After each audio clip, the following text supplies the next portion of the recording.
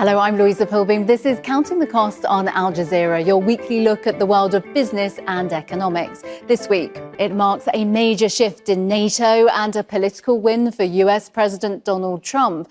Member states of the North Atlantic Treaty Organization have agreed to raise defense spending to 5% of their GDP. That's more than double the current target. The move will pour billions of dollars into armies, navies and air forces across the alliance. But it raises questions over how governments will foot the bill. Mushtaba Rahman, who is the Managing Director for Europe at the Eurasia Group, he joins us from London now. Mushtaba, great to have you on the programme. So is 5% of GDP a reasonable target for NATO countries to spend on their defence budgets? European politicians have previously dismissed this target as unachievable. So why now? Why now, I think, is because of one man, Donald Trump, in the White House. There was tremendous concern in European capitals that Trump would pull the plug either on Ukraine, a unilateral withdrawal, a deal with Russian President Vladimir Putin that would work against European security interests. So that was a big concern and consideration, but also more broadly about America's commitment to European security through NATO. And so to prevent a unilateral US withdrawal, either from the Ukraine theatre or from NATO, member states have agreed to achieve this 5% target over the medium term. You mentioned the security threats there. Can Europe afford, though, to spend this amount of money on defence budgets, with Spain, for example, already saying that they cannot afford it? It really depends where you are in Europe. So the threat perception you have off Russia, countries on the eastern border are already spending a substantial amount of their national income on security and defence. If you're in southern Europe, you've alluded to Spain, that threat perception is a lot less real. And the domestic politics involved in ramping up defence spending to a level that Trump is demanding is much more of a difficult political sell. I think it's also dependent on whether or not countries have the fiscal space. Germany does have the fiscal space. Their new Chancellor, Friedrich Merz, has now decided to abolish the constitutional debt brake for security and defence. So Germany can effectively borrow above 1% of GDP outside of its regular budget with no ceiling for the purposes of security and defence. In their medium-term fiscal plan that was presented yesterday or the day before, they aim to meet this new NATO target by 2029. But other countries do not have the fiscal space. France is a very good example. The government of François Bayrou may fall later in the year as they try to pass a budget for 2026 that requires them to achieve around a further 40 billion in savings through spending cuts and tax increases. I think the broader point here is that for Europe collectively to stand up and do more for its own security and defence, that is going to require, I think, more common financing. And beyond Europe, Canada was also branded a low payer by Trump. Just briefly, are all countries going to be able to meet this target? No, I don't think they're going to. I think many countries will wait and hope now that Trump will not be in the White House in 4 years' time, and that these spending commitments are ultimately going to be a lot less robust and will not need to be. They will not be accountable for not having met them over the medium term.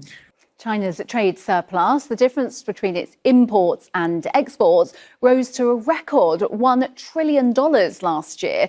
That exceeded any other country in the world, including those of export powerhouses like Germany, Japan or the US. An attempt to slow that tide is one of the reasons behind President Donald Trump's sweeping tariffs. But as the levies effectively closed off the US market, Chinese factories found buyers elsewhere, with their products flooding countries from Southeast Asia to Europe and Latin America. But some of those nations are now worried cheaper Chinese goods will hurt local companies. The increase in Chinese exports is the result of a government policy aimed at reviving the economy. The nation is struggling with a property crisis and a drop in consumption, among other problems. Government subsidies helped China retail sales grow by 6.4% in May, beating expectations. But economists warn that recovery isn't sustainable. Fraser Howie is a China and Asia analyst and co-author of Red Capitalism and Privatising China. He joins us now from Edinburgh in the UK. So, Fraser, thank you for being on the programme. Let's take a closer look then at the countries that China is turning to now. And will these countries face a conflict of interest with the need to maintain US trade relations?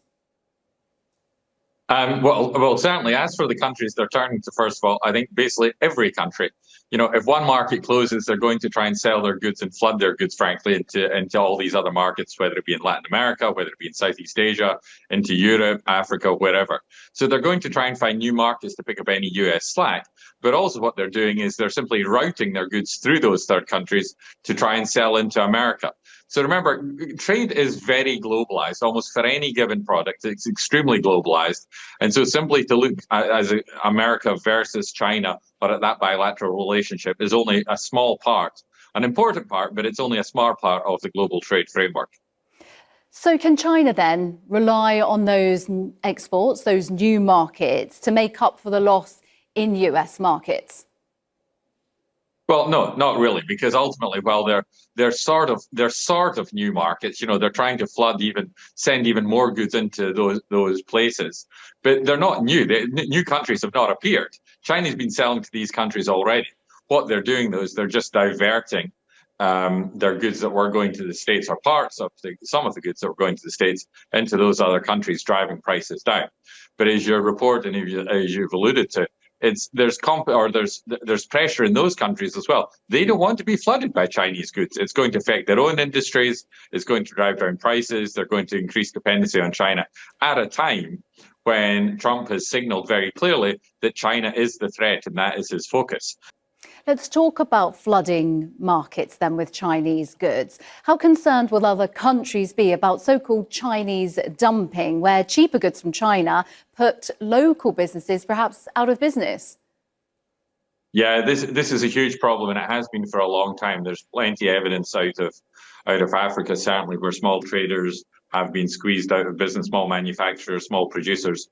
And of course, the post-World War II story of Southeast Asia and many developing markets was moving up that manufacturing chain, exploiting low-cost labor to move into textiles and then move on to the other things. China, of course, has basically stopped that process. It's almost the end point in that process that no other country can compete. Daouda Sembene is CEO of the Global Development Advisory Afri Catalyst and is one of the authors of the Jubilee Reports. He joins us from Dakar.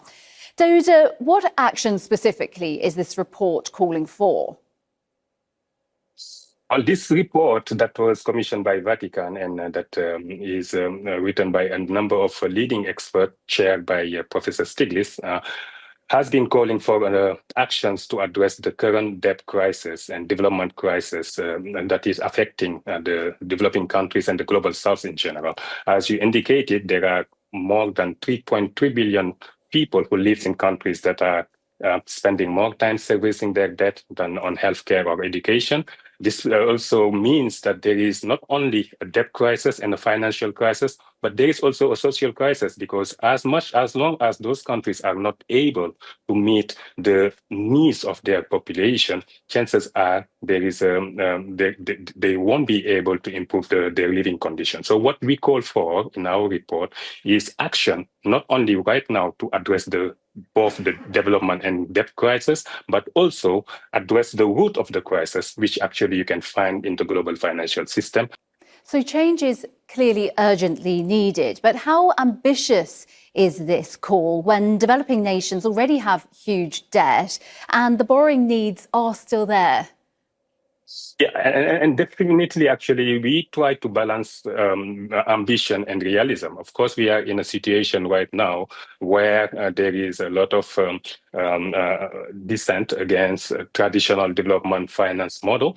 And definitely when you call for some sort of debt restructuring or debt relief, you might face some sort of headwinds. But I think what we also recognize is this situation is a situation that is a shared responsibility between the debtor countries, the creditor, and also the international financial institutions. And that is our show for this week. Do get in touch with us on X. I'm at Louisa Pilbeam TV, and do use the hashtag AJCTC when you do. Or drop us an email. countingthecost@aljazeera.net is our address. But there's more for you online, of course, at aljazeera.com/CTC. That'll take you straight to our page, which has individual reports, links, and entire episodes for you to catch up on. That is it for this edition of Counting the Cost. I'm Louisa Pilbeam from the whole team. Thank you for joining us. The news on Al Jazeera is up next.